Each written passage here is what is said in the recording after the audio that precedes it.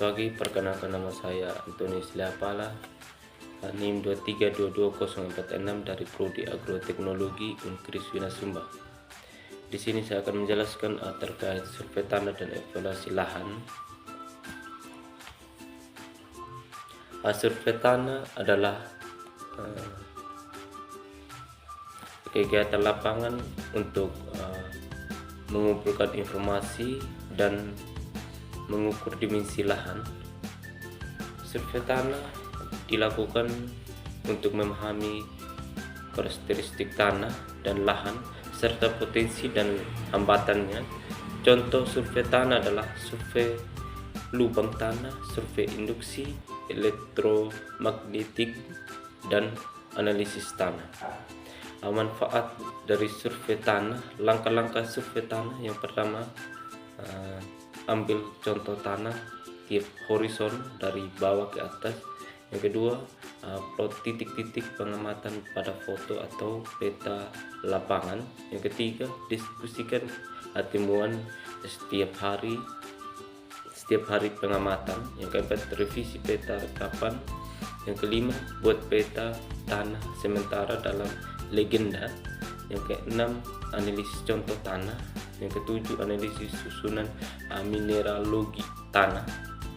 Tujuan survei tanah mengetahui karakteristik tanah, mengetahui potensi dan keterbatasan tanah, merencanakan pengembangan lahan baru, mengevaluasi konversi lahan, memastikan kepemilikan tanah yang sah.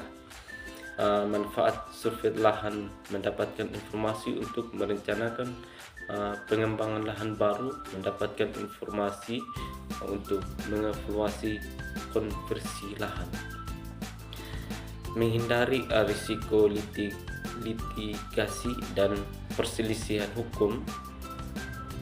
Evaluasi lahan adalah proses penilaian sumber daya lahan atau untuk tujuan tertentu. Evaluasi lahan dilakukan dengan cara menganalisis data tanah dan lingkungan serta melakukan studi bentuk lahan, vegetasi, dan iklim.